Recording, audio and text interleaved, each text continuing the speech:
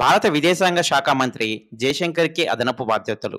బంగ్లా భారత్కు దూరంగా ఉన్న 15 నుండి 20 కిలోమీటర్ల దూరంలో ఉన్న భూభాగం గురించి ఎందుకు భారత్తో గొడవ దిగుతుంది? భారత్ బ్యాన్ చేయడం వల్ల సెలిబీ కంపెనీకి ఎంత నష్టం వచ్చింది? భారత్ ఎగుమతుల్లో వచ్చిన కీలక మార్పులేమిటి? వీటన్నిటి గురించి మనం ఈ వీడియోలో తెలుసుకుందాం. మీరు కొత్తగా కనుక ఈ ఛానల్ని చూస్తున్నట్లు అయితే వెంటనే వీడియోని లైక్ చేసి షేర్ చేసి ఛానల్ని సబ్స్క్రైబ్ చేయండి.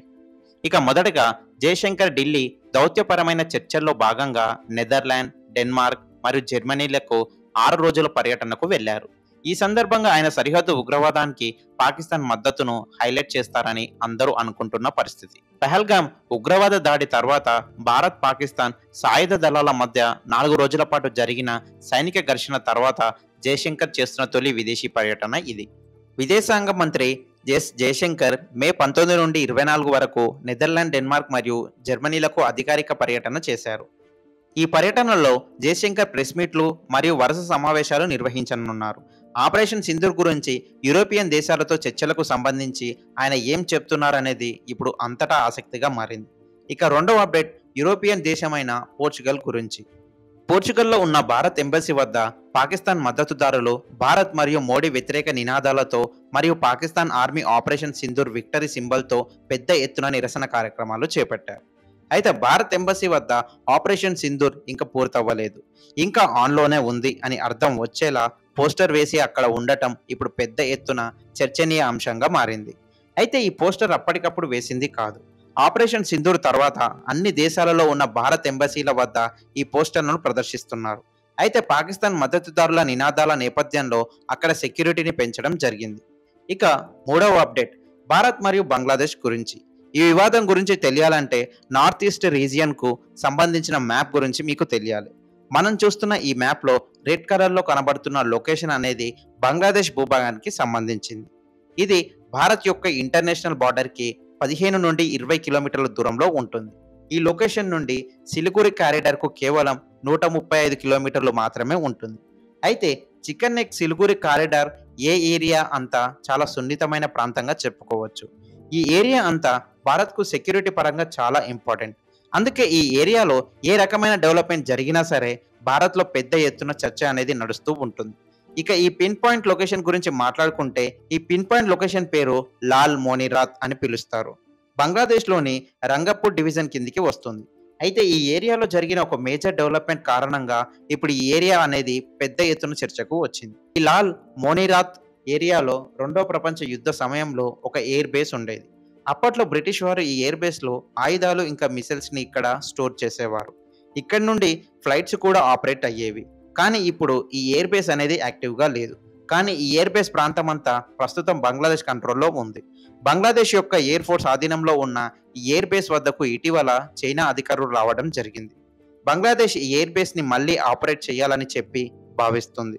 దీంతో భారత్కు ఎటువంటి ప్రాబ్లం లేదు, ఎందుకంటే బంగ్లాదేశ్ ఎయిర్ ఫోర్స్కి మనని టచ్ చేసే అంత సత్తా లేదు. ఇక్కడ వచ్చిన చిక్కల్లా చైనా గురించే.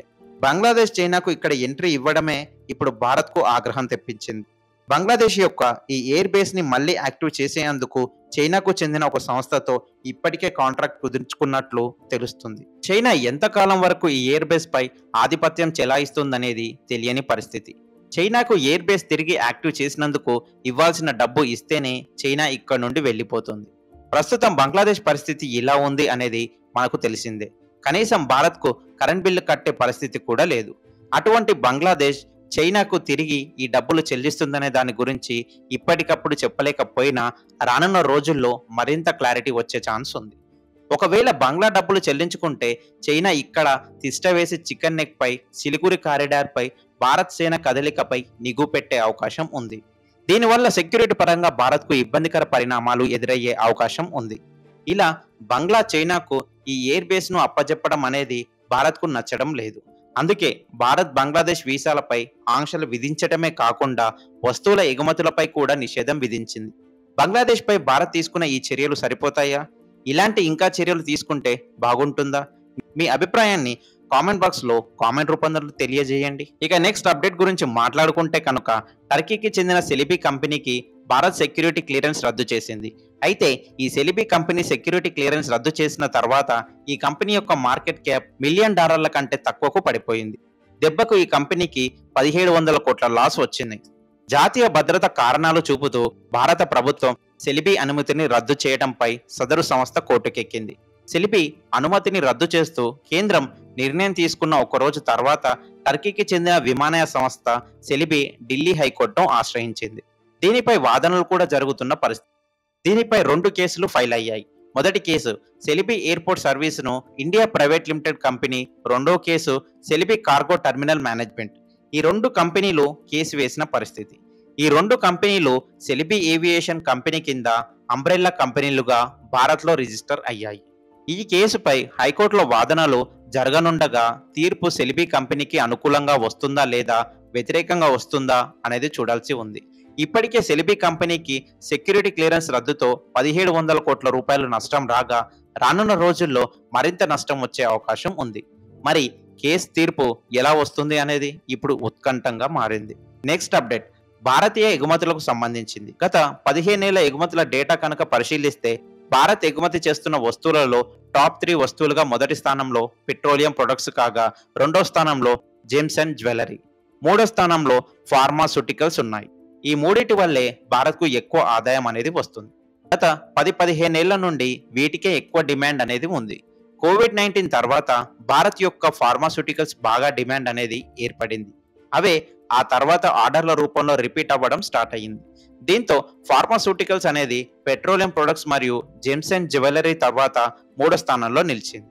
అయితే ఈ ర్యాంకింగ్స్ అన్నవి ఇప్పటికప్పుడు మారుతూ ఉంటాయి. అయితే భారత్ విడుదల చేసిన 2024-25 డేటాలో మొదటి స్థానంలో ఉన్న పెట్రోలియం ప్రొడక్ట్స్ స్థానాన్ని స్మార్ట్ ఫోన్స్ అనేవి రీప్లేస్ చేశాయి. స్మార్ట్ ఫోన్స్ అనేవి ఇప్పుడు భారత్ నుండి ఎక్కువగా ఎగుమతి అవుతున్న ప్రొడక్ట్స్ గా నిలిచింది.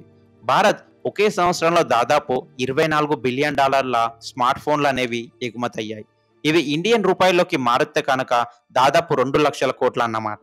భారత్ 2023లో $15 బిలియన్ మేర ఎగుమతి కాగా, ఈ సంవత్సరంలో యాపిల్ మరియు శాంసంగ్ స్మార్ట్ ఫోన్ల తయారీ కనుక ప్రారంభం అయితే ఈ ఎగుమతి అనేది $30 బిలియన్ చేరుతుంది అనడంలో ఎటువంటి సందేహం లేదు. ఆ తర్వాత సంవత్సరం $40 బిలియన్ చేరుకోనుంది. ఈ పరంగా చూస్తే వచ్చే కొన్ని సంవత్సరాలు భారత్ యొక్క టాప్ ఎక్స్పోర్ట్స్ ర్యాంకుల్లో స్మార్ట్ ఫోన్స్ అనేవి ఎక్కువగా ఉండే అవకాశం ఉంది. సెకండ్ ప్లేస్ లో పెట్రోలియం ప్రొడక్ట్స్ ఉండగా, 3వ స్థానంలో జెమ్స్ అండ్ జ్యువెలరీ ఉండనుంది. 4వ స్థానంలో ఫార్మాస్యూటికల్స్ ఉండనున్నాయి. భారత్ నుండి ఎక్స్పోర్ట్ అయిన స్మార్ట్ ఫోన్లలో 94% వరకు స్మార్ట్ ఫోన్స్ ఈ 2 కంపెనీలవే ఉన్నాయి. ఈ 2 కంపెనీలు యాపిల్ మరియు శాంసంగ్. మిగతా 6% వేరే కంపెనీలవి. ఈ ఎక్స్పోర్ట్స్ అనేవి ఎక్కువగా అమెరికా, నెదర్లాండ్, ఇటలీ, జపాన్, చెక్ రిపబ్లిక్ దేశాలకు అవుతున్నాయి. మరి ఈ అన్నిటి అప్డేట్స్ పై మీ అభిప్రాయాన్ని కామెంట్ బాక్స్లో కామెంట్ రూపంలో తెలియజేయండి.